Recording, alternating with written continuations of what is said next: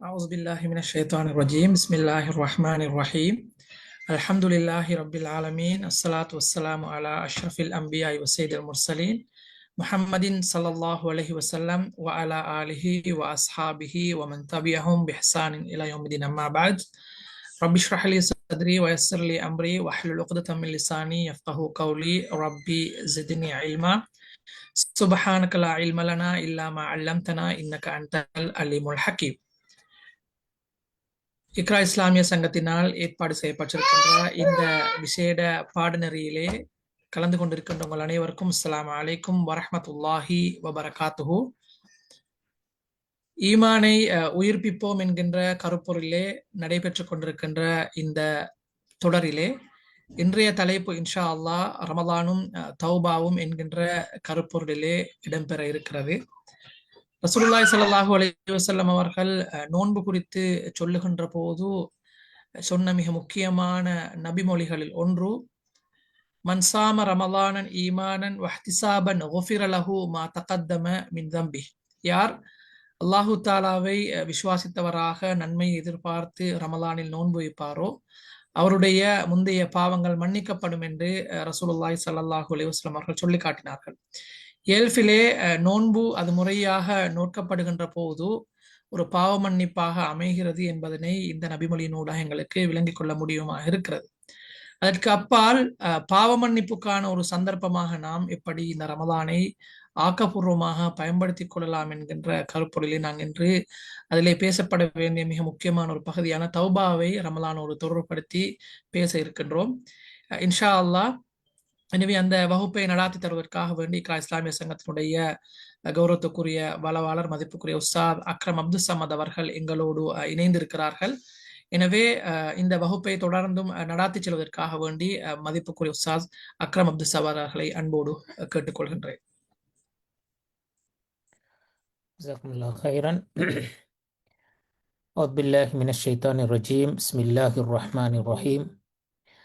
அல்ஹம்துலில்லாஹி ரப்பில் ஆலமீன் வஸ்ஸலாத்து வஸ்ஸலாமு அலா அஷ்ரஃபில் அன்பியா சய்யிதில் முர்சலீன் வ இமாமில் முத்தகீன் முஹம்மது இப்னு அப்துல்லாஹ் ஸல்லல்லாஹு அலைஹி வஸல்லம் வ அலா ஆலிஹி வ ஸஹ்பிஹி அஜ்மஈன் அம்மா பஅத்.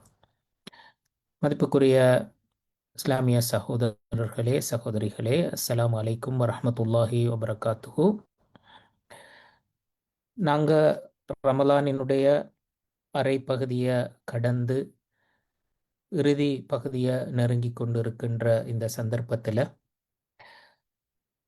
ரமலான் கடந்து போவதற்கு முன்னால் ரமலான் எங்களிடத்தில் எதிர்பார்க்கின்ற மிக முக்கியமான அடைவுகளில் ஒன்றான தௌபா என்று சொல்கின்ற இந்த விடயம் தொடர்பாக சில கருத்துக்களை இன்ஷா அல்லாஹ் இன்றைக்கு உங்களோட பரிமாறிக்கொள்வதற்கு இருக்கின்றேன் இன்ஷா அல்லாஹ்.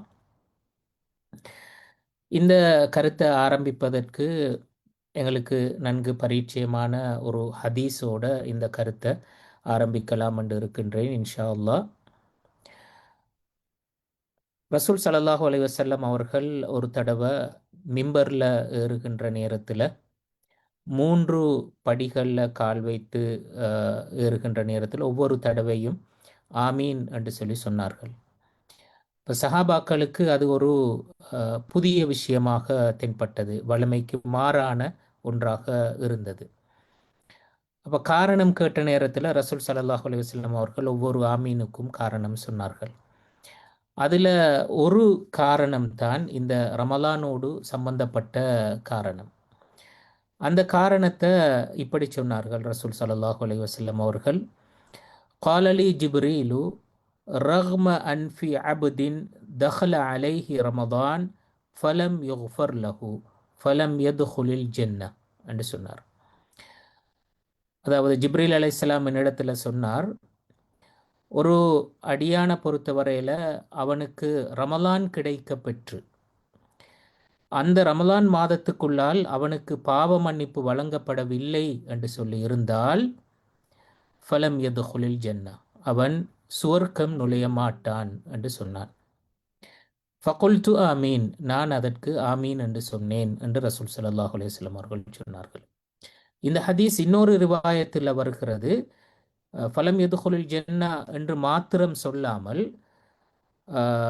فَأُدْخِلَ النَّارَ وَأَبْعَدَهُ اللَّهُ என்றும் சேர்த்து சொன்னதாக வந்திருக்கிறது. அப்படின்டா அவர் சுவர்க்க நுழைய மாட்டார் என்பது மட்டுமல்ல, அல்லாஹு தாலா அவரை நரகத்தில் நுழைய செய்வான். மட்டுமல்ல, நரகத்தில் அதி தூரத்துக்கு அவரை எடுத்து செல்வார் என்றும் அந்த ஹதீஸ் வருகிறது. அதாவது அபஅதஹுல்லா என்று சொன்னா நரகத்தில் போடுறது மட்டுமல்ல, நரகத்தில் மிக அவனை தூரமாக்கி வைப்பான் என்று சொல்கின்ற அந்த கருத்தை இந்த ஹதீஸ் சொல்கிறது. அப்போ இந்த ஹதீஸ்லிருந்து நாங்கள் விளங்கி கொள்கின்ற மிக முக்கியமான விஷயம் என்னண்டா, ரமலான் எங்களுக்கு வருவதற்கான மிக முக்கியமான நோக்கங்கள்ல ஒன்று என்ன, எங்களிடத்தில் எதிர்பார்க்கப்படுகின்ற மிக முக்கியமான நோக்கங்கள் ஒன்று என்ன, அல்லது ரமலான் அல்லாஹு தாலா ரமலான் எங்களுக்கு ஏன் தருகின்றான் என்று சொல்கின்ற நேரத்தில் எங்களுடைய பாவங்கள் மன்னிக்கப்பட வேண்டும், அதற்கான ஒரு வாய்ப்பாகத்தான் அல்லாஹு தாலா இந்த ரமலான் எங்களுக்கு தருகின்றான் என்று சொல்கின்ற அந்த கருத்தை தான் நாங்கள் புரிந்து கொள்கின்றோம். அப்படி அந்த வாய்ப்பை நாங்கள் பயன்படுத்தி கொள்ளாமல் இருப்பது என்று சொல்வது அல்லாஹு தாலாவுடைய பார்வையில் ஒரு சாதாரண குற்றம் அல்ல. அது நாங்கள் செய்கிற ஒரு சாதாரணமான ஒரு விஷயம் ஒன்றா, நாங்கள் ஒரு குறிப்பிட்ட ஒரு செயலை செய்யாமல் இருப்பது போன்ற ஒரு சாதாரணமான ஒரு குற்றமாக அல்லாஹு தாலா அதனை பார்த்தானான்றா அப்படி இல்லை. அது எங்களை சுவர்க்கத்துக்கு செல்லாமல் தடையாக இருப்பதற்கான ஒரு காரணி என்று சொல்வது போல, எங்களை நரகத்துக்கு எடுத்து செல்வதற்கான ஒரு காரணி என்று சொல்வதையும் இந்த ஹதீஸ் எங்களுக்கு சொல்கிறது. நரகத்திலையும் அவன் தூரமாக நிறுத்தி வைக்கப்படுவான் என்று சொல்கின்ற அந்த கருத்துங்களை சொல்கிறோம். அப்போ இது எங்களு ரமலான்ல நாங்கள் அடைய வேண்டிய ஒரு இலக்கு தௌபா என்று சொல்றது. அதை நாங்கள் அடைந்து கொள்ளாமல் இருப்பது அல்லாஹு தாலாவினுடைய பார்வையில் ஒரு பாரதூரமான குற்றச்செயல் என்று சொல்கின்ற அந்த கருத்தையும் எங்களுக்கு அது வலியுறுத்துகின்றது என்பதை நாங்கள் பார்க்கலும். அப்போ அதிலிருந்து நாங்கள் விளங்கி கொள்கிறோம் என்னன்னு சொன்னால், இந்த ரமலானில் தௌபா என்று சொல்கிறது எங்களை பொறுத்தவரையில் எவ்வளோ முக்கியமான, அது ஒரு ஆப்ஷனல் அல்ல. நாங்கள் விரும்பினா தௌபா கேட்டுக்கொள்ளலாம். இது ஒரு நல்ல காலம், தௌபா கேட்கறதுக்கான ஒரு நல்ல காலம்.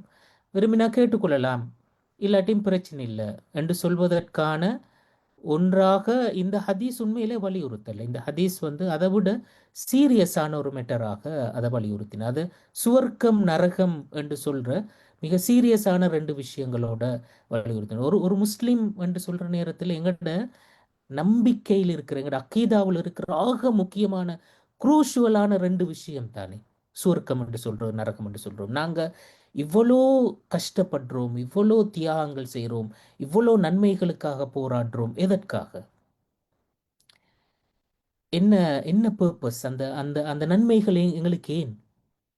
சுவர்க்கத்துக்கு நாங்கள் போகணும் என்பதற்காகவும் நரகத்திலிருந்து பாதுகாப்பு பெறணும் என்பதற்காகவும் தானே.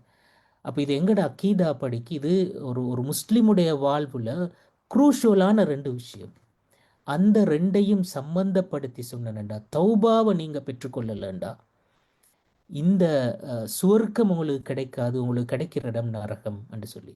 அப்போ அப்படி சீரியஸான ஒரு விஷயமாகத்தான் ரசூல் ஸல்லல்லாஹு அலைஹி வஸல்லம் அவர்கள் இதை சொன்னார்கள். இந்த கருத்தை வலியுறுத்துகின்ற விதமாகத்தான் இன்னொரு ஹதீஸில் வருகிறது, ரமலான் ஷஹ்ரு தௌபா என்று சொல்லி ரசூல் ஸல்லல்லாஹு அலைஹி வஸல்லம் அவர்கள் சொன்னார்கள். இது தௌபாவுக்குரிய மாதம் என்று சொல்லி சொன்னார். அப்போ இது எப்படி பொறுமையின் மாதமோ, இது எப்படி தக்குவாவின் மாதமோ, இது எப்படி அடுத்த மனிதர்களுக்கு உதவி செய்வதற்கான மாதமோ, இது எப்படி சதக்காவுக்கான மாதமோ, அதே மாதிரி இது தௌபாவுக்கான மாதமும் தான்.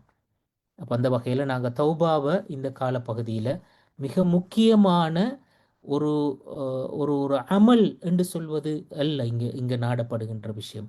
எங்களோட லைஃப்பில் நாங்கள் அச்சீவ் பண்ண வேண்டிய ஒரு முக்கியமான கோல் இது தௌபா என்று சொல்கிறது.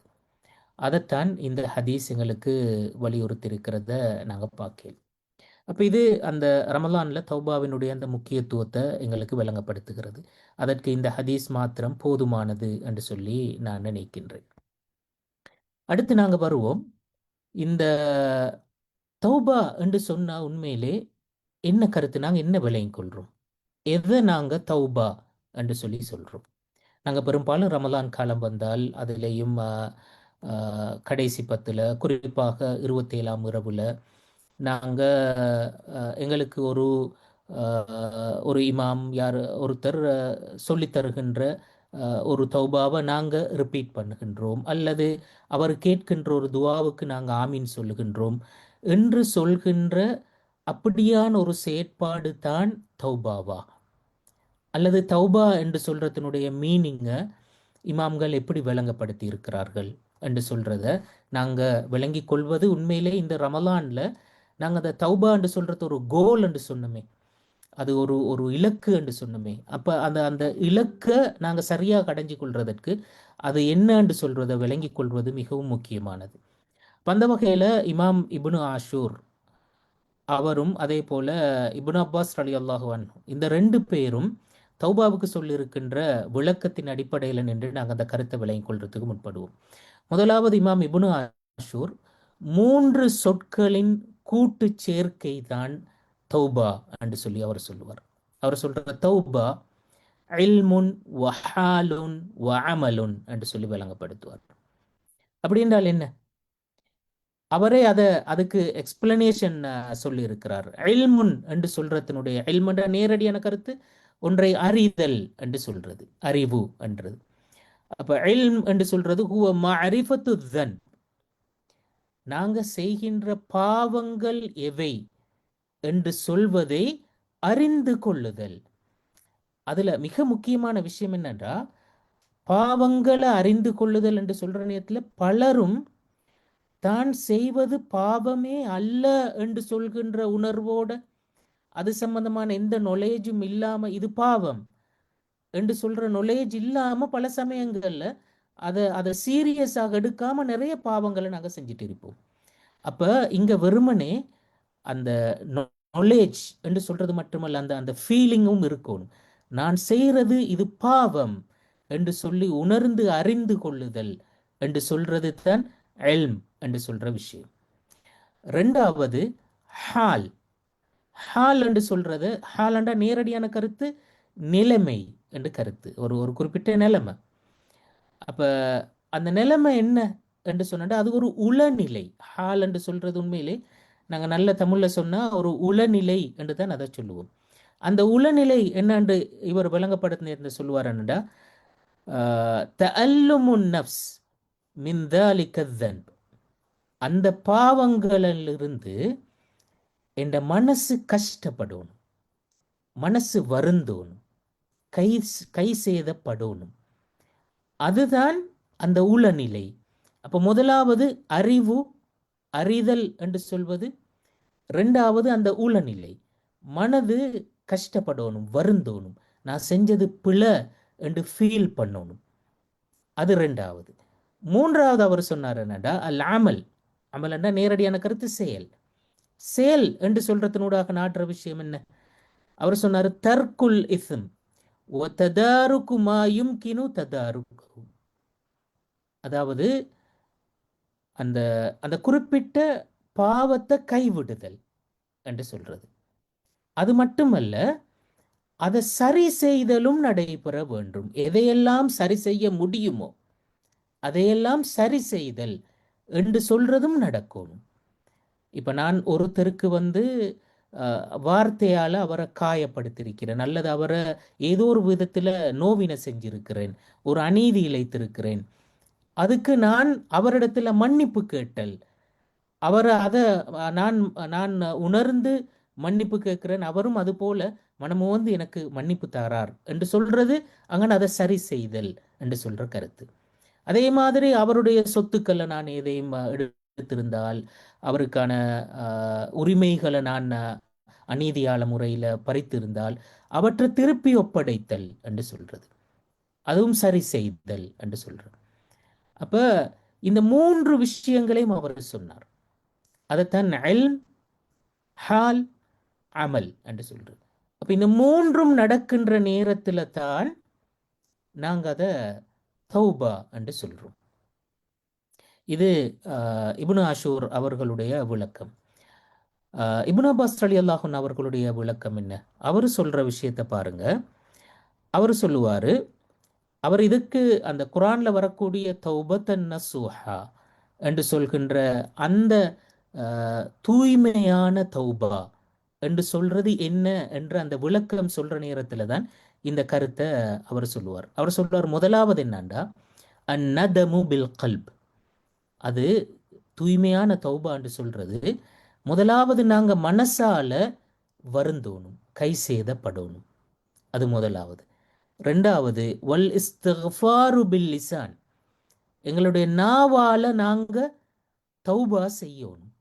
நாங்க யா அல்லாஹ் இந்த பாவத்தை நீ மன்னித்துக்கோ, மன்னித்துக்கொள், பிழை பொறுத்தருள் என்று சொல்லி அல்லாஹ்விடத்தில் இறைஞ்சி கேட்கணும். அது இரண்டாவது. மூன்றாவது சொன்னாரண்டா வல் இக்லாஉ பில் பதன். எங்களுடைய உடம்பால, அதாவது எங்களுடைய உறுப்புகளால அந்த பாவத்தை விட்டு பாவத்தை நாங்க களையணும். அந்த நாங்க மனசால வருந்துறது சரி, நாவால மொழிகிறதும் சரி, அதை கைவிடலாண்டா. எல்லாம் செஞ்சோம் தான், ஆனா பாவம் தொடர்ந்து செஞ்சுட்டு தான் நிற்கிறோம். அப்படியும் இருக்கப்படாது. மனசால வருந்தும் வேணும், நாவால மொழியும் வேணும், எங்களோட உறுப்புகள்ல நாங்க அதை கைவிடவும் வேண்டும். அது மூன்றாவது சொன்னார். நாலாவது சொன்னார் வல் இஸ்ராரு அல அல்லா யஊத். திரும்பவும் அந்த பாவத்தை நோக்கி நான் வரமாட்டேன் என்று சொல்லி உறுதி எடுக்கணும். உறுதி என்று சொல்றதுல இങ്ങനെ பயன்படுத்தின சொல் இஸ்ரார். இஸ்ரார்ன்ற பிடிவாதமா இருக்கணும். அதுல திரும்ப வரவே மாட்டேன். நாங்க ஒரு நல்ல விஷயத்த செய்யாம இருக்கிறதுக்கு நிறைய பிடிவாதம் பிடிக்கிறது இருக்கிறது. இங்க ஒரு தீய விஷயத்தை செய்ய மாட்டேன் என்று சொல்லி பிடிவாதமாக இருத்தல் என்று சொல்றதைத்தான் இப்னு அப்பாஸ் ரலியல்லாஹு அன்ஹு அவர்கள் சொன்னார்கள்.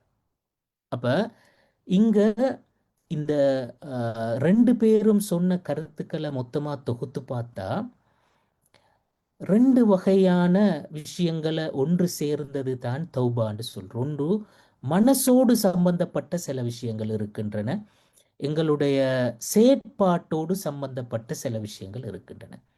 மனசோடு சம்பந்தப்பட்ட ரெண்டு விஷயங்கள், ஒன்று நாங்க அதை நினைச்சு மனசு வருந்துறது, ரெண்டாவது அதை திரும்ப அந்த பாவத்துக்கு வரமாட்டோம் என்று சொல்லி உறுதி எடுக்கிறது. இந்த ரெண்டும் எங்களோட உள்ளத்தோடு சம்பந்தப்பட்ட விஷயம்.